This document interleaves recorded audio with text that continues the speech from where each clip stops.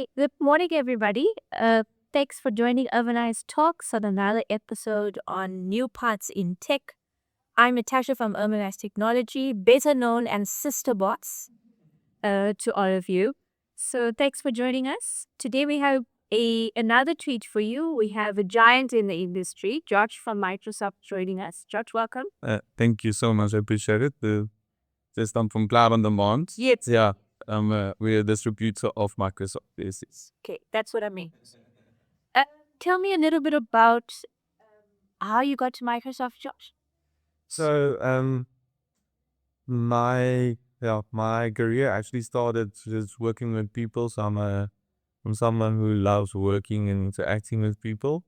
Started in sales and working in the recycling industry, and from there to the renewable energy sector. Right.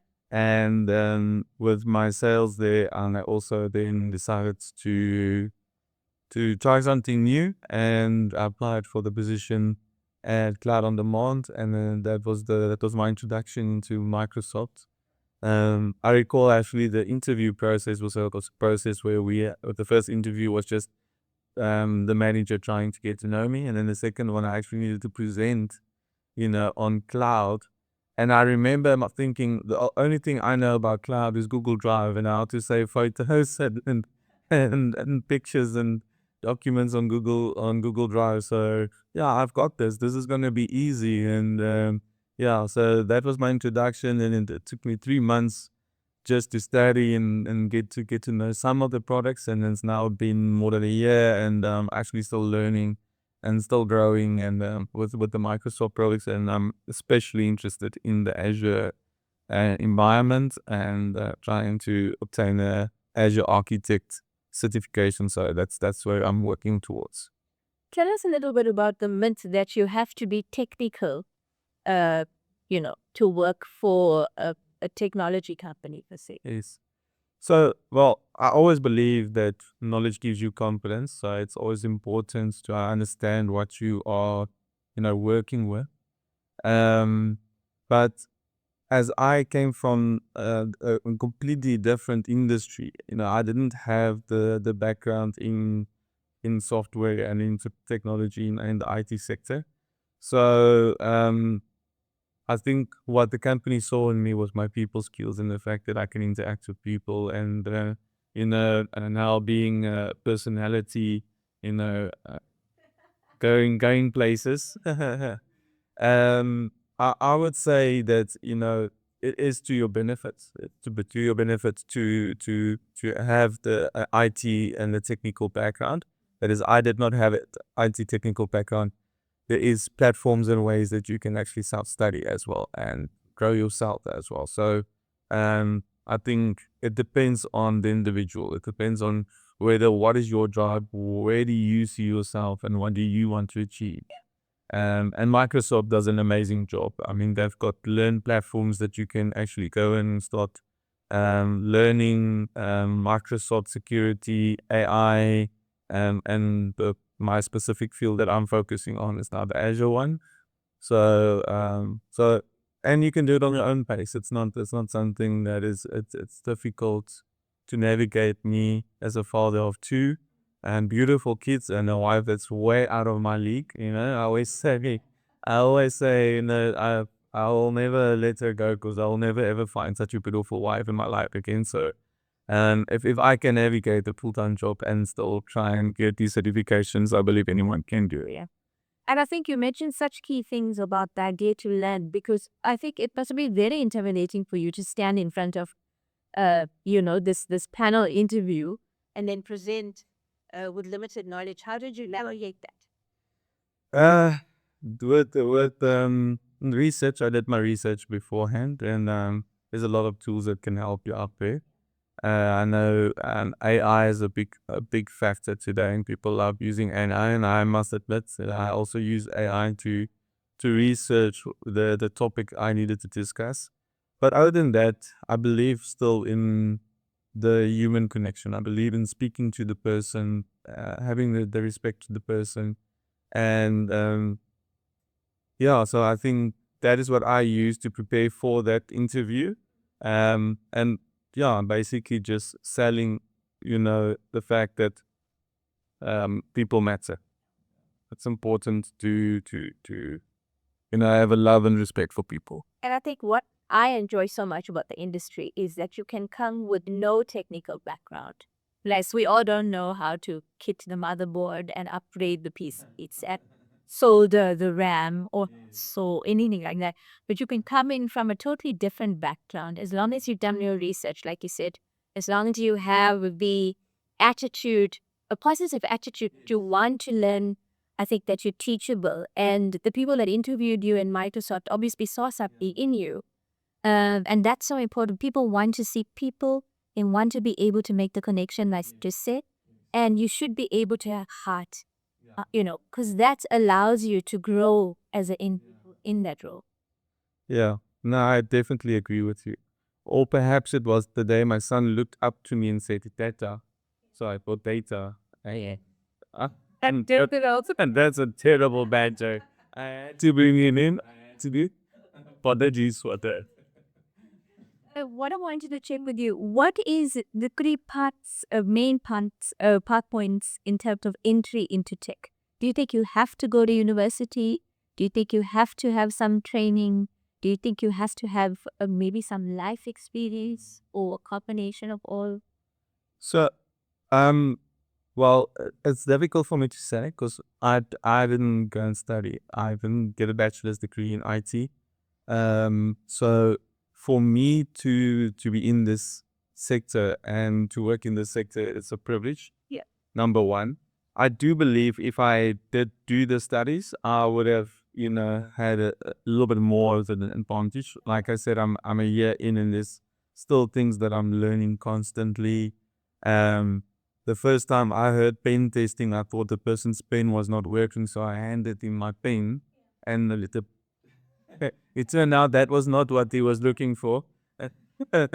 So naturally, I believe if you do have that background, that's at the back, it is to your benefit. But I also do believe in your own personal growth, believing in yourself, and not always expecting the company to, what you can get out of the company, but what you can also do for yourself in terms of growth.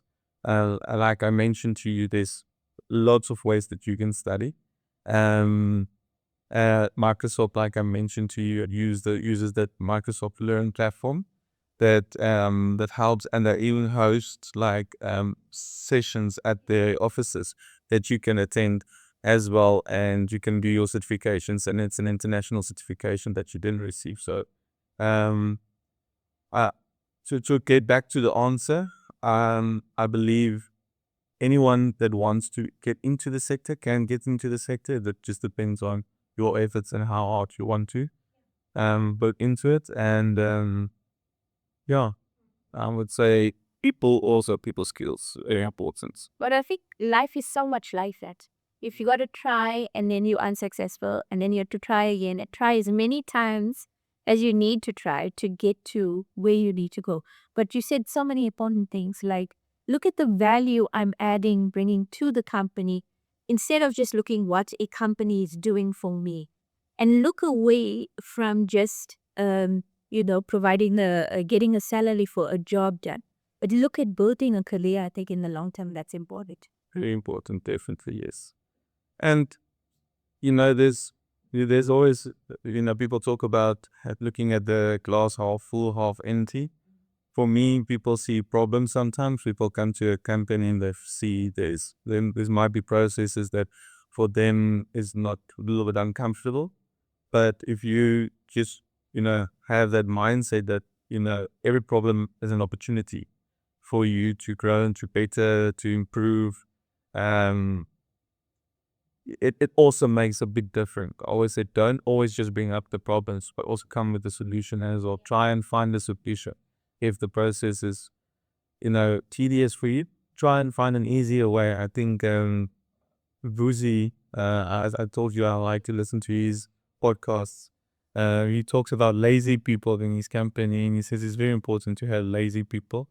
No, naturally, there's a stigma, if you say If you go to an interview and say, I'm a bit lazy, I think you're gonna have a difficulty getting that position. But I think what he was referring to is a lazy person wants to get the fastest result. Yeah. So he would put you know problems in front of that specific employee, and that employee will find the quickest, easiest solution for that opportunity. So I call it hardworking, lazy people is very important.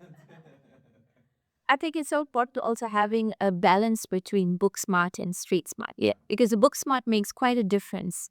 And it gives you like the upper hand, like you just said, if you apply that. But a lot of us, with AI now being so prevalent in all of our conversations, and social media like this allows us to record our conversations, etc., etc. I think there's so much of knowledge there, but there's very little application of that knowledge. So we're not utilizing that knowledge to the benefit, to our own benefits, because we're failing to, apply that as true. So we touched on value. Tell me a little bit about some other skills that you think an individual needs to have in the tech industry. Um, yeah, I think personally I will lead once again being able to relate to people, and also for me the culture in which you work, to actually be part of that culture and try and you know elevates that culture, instead of trying to be the person who said, listen, this culture is not for me. Try and be part of it. So that connection with people is very important, and that's something that I appreciate a lot working with Cloud and Amont. The culture at Cloud and Amont is amazing.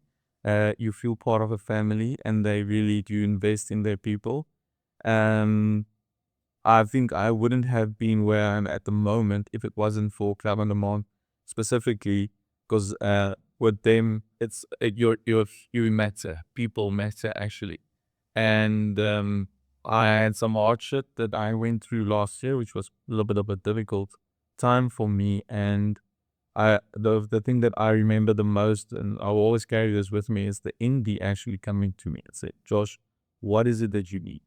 Do you want to just go and have a coffee, you and me, and we're angry and but I'm there for you. Yeah.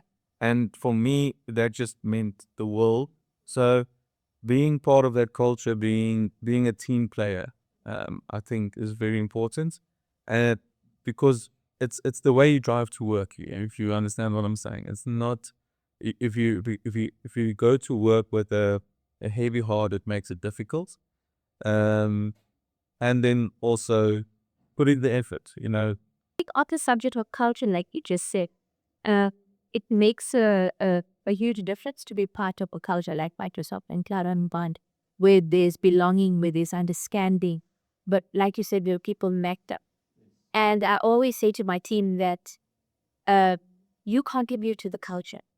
So, your mannerisms contribute to the culture, your thinking, your attitude, how you address issues. If you see a paper on the floor and you're walking past it, is it somebody else's job or is it yours to pick it up? Because when you pick it up, it shows that you invested in that environment, you invested in that business. And the sake to culture, it's each one of us creates, and contributes to a culture. So I always say to the team, if you say that this is a bad culture, and we like to use terms like micromanagement and toxicity in business, but placing the blame on a particular manager for that is really short-sighted because we all contribute to the culture. So, in our corridor conversation, we are talking about badly about that manager instead of looking at what can I do, how can my attitude change? How can I change, my heart posture to receive uh, uh, the direction then the person is giving, etc., etc. Yeah. What are your thoughts on that? Yeah, I know. 100% agree with that. No place is going to be without its challenges. No company is going to be without its targets and its goals and its KPIs. So it is how you navigate it. The thing that you touched on especially is the Koibo talks.